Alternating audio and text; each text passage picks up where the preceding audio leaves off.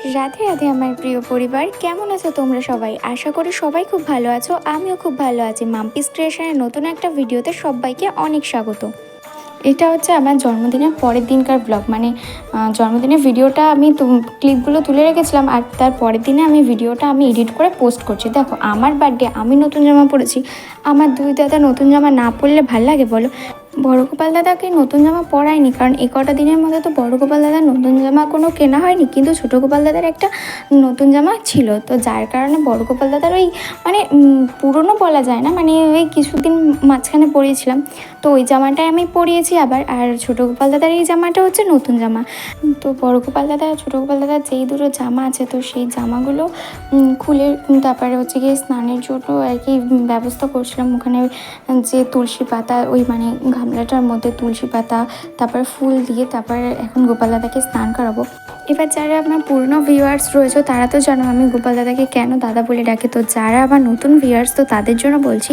তো ছোটোবেলা থেকে আমি গোপাল দাদাকে দাদা বলে ডাকি, কারণ হচ্ছে কি আমার নিজস্ব কোনো দাদা ছিল না, তো এটাই মানে আমি ছোটোবেলা থেকে এরকমভাবে আমার ডেকে অভ্যাস হয়ে গেছে। তারপর হচ্ছে কি আমি ছোটোবেলা থেকে রাখি পরানো, ভাইফোঁটা দেওয়া, এই বিষয়গুলো গোপাল দাদাদের সাথে আমার চলতেই থাকতো, যার কারণে আমার এই দাদা বলাটা এটা আমার অভ্যাস বলো বা ভালোবাসা দুটোই। তো দেখো, দেখতে দেখতে আমার গোপাল দাদাকে স্নান করানো হয়ে গেছে, গা মোছানো হয়ে গেছে, এখন হচ্ছে যে শৃঙ্গারগুলো। তো চলো সেই জামা শৃঙ্গার সেগুলো করিয়ে নিই। তবে জানো তো, সব থেকে পুজো দেওয়ার মধ্যে আমার বেশি ভালো লাগে গোপাল দাদার শৃঙ্গার করতে, বেশ গোপাল দাদাকে সাজাতে, তারপর হচ্ছে গিয়ে চুড়ি, তারপরে গলার উপর হার, জামা, তারপরে মুকুট, চুল, আমার তো বেশ ভালো লাগে। যেমন আমি এই জিনিসগুলো মানে আমার গোপাল দাদাকে পছন্দ মতো জিনিস নিয়ে আসি, তেমন হচ্ছে কি আমার গোপাল দাদাকে এই জিনিসগুলো পরাতেও আমার বেশ ভালো লাগে। মানে সব থেকে বলতে পারো পুজোর মধ্যে আমার এই গোপাল দাদাকে শৃঙ্গার করাতে আমার বেশি ভালো লাগে। মানে তুমি যদি সারাদিন বলো যে শৃঙ্গার করাতে বা বিভিন্ন বিভিন্ন ড্রেস পরাতে, আমার তো বেশ ভালো লাগে। আমার এইটাতে মানে সারাদিনের কোনো অরুচি নেই।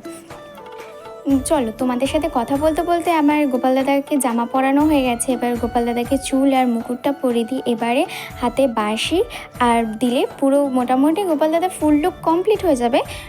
এবারে ছোটো গোপাল দাদা বাকি আছে। তো চলো এবারে দেখে নাও আমার বড় গোপাল দাদাকে কেমন লাগছে সামনাসামনি। কেমন লাগছে গো আমার বড় গোপাল দাদাকে? আশা করি তো সবার ভালো লাগছে। দেখো, আমার ছোটো গোপাল দাদাকেও আমি ড্রেস পরিয়ে দিয়েছি। এবারে ফুল আর তুলসী পাতা দিয়ে দিই। যদি মানে ফুল আর তুলসী পাতা আমি দেখেছি যে গোপাল দাদা তুলসী পাতা খুবই প্রিয়, তো যার কারণে মানে শৃঙ্গার করার পরে তুলসী পাতা দিই। আর এছাড়াও গোপাল দাদার ভোগেতেও আমরা তুলসী পাতাই দিয়ে থাকি। তো তোমরা কি করো অবশ্যই কমেন্টে কিন্তু জানিও। একদম প্রায় রেডি হয়ে গেছে, কিন্তু বলো তো আর কি বাকি আছে? তাড়াতাড়ি কমেন্ট করো। হ্যাঁ, চন্দন পড়াই বাকি আছে। তো তারপরে দেখো আমার গোপাল দাদার পুরো লুকটা কেমন লাগছে।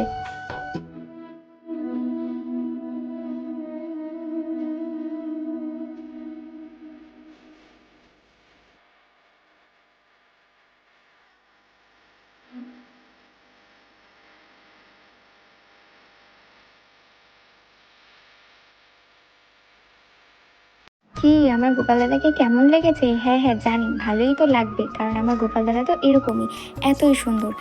তারপরে তাড়াতাড়ি করে ড্রেস ছেড়ে এখন হচ্ছে কি রান্নার কাজে লেগে পড়েছে। মানে রান্নার কাজ বলতে রান্নাটা মাই করবে, আমি তাড়াতাড়ি করে এই সবজিগুলো কেটে দিচ্ছিলাম, কারণ আমার জন্মদিনে এই ছোটোখাটো একটা অ্যারেঞ্জমেন্ট করা হয়েছে, তো যার কারণে। তো দেখো, এখানে আবার রান্না বান্না হয়ে গেছে, আর সেই ক্লিপগুলো আমার নেওয়া হয়নি, যার কারণে ভিডিওটা অনেকটা বড় হয়ে যেত।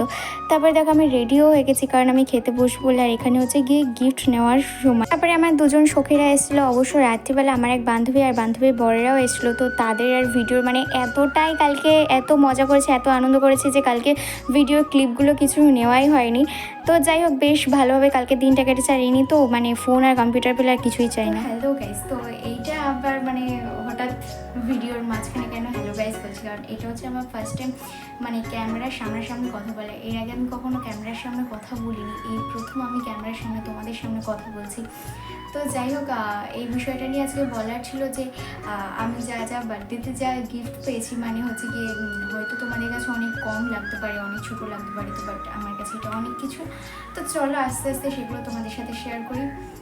তো চলো দেখতে থাকো। তো প্রথমে আমার ফ্রেন্ডসরা যারা যা দিয়েছে, তো সেই জিনিসগুলো থেকে শুরু করি, আমার ফ্যামিলির লোকজন, তারপরে আমার স্পেশাল কেউ, তারপরে আমার মা, তো সবার হচ্ছে গিয়ে গিফটগুলো শেয়ার করবো। তো চলো দেখা যাক। তো প্রথমে একটা বান্ধবী দিয়েছে আমাকে এই যে কানেরটা, জানি না কতটা লাইটে ফোকাস আসছে। তো এই কানেরটা একটা বান্ধবী দিয়েছে, আর এটা না,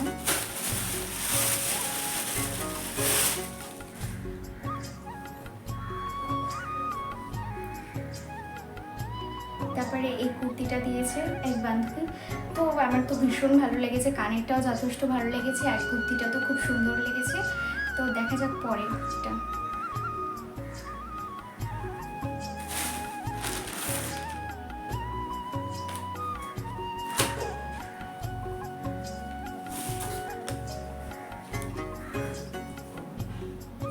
এটা হচ্ছে একটা নাইটি, যেটা আমার মানে জেঠিমা দিয়েছে। তো এই নাইটিটা, তো আমার কাছে তো এগুলো অনেক ভালো লেগেছে। তো চলো এরপরে কি দেখা যাক কি আসে। তো তারপরে হচ্ছে গিয়ে এই ফোনটা আর কি, এই ফোনটা দিয়ে যেটা আমি ক্যামেরা করছি। তো এখন যদি ওই ফোনটা দেখাতে যাই তাহলে আমি কী করে ক্যামেরা করবো, কারণ আমার কাছে এখন আপাতত একটাই ফোন আছে, আর যেটা মায়ের কাছে আছে সেটা তো মায়ের কাছে আছে।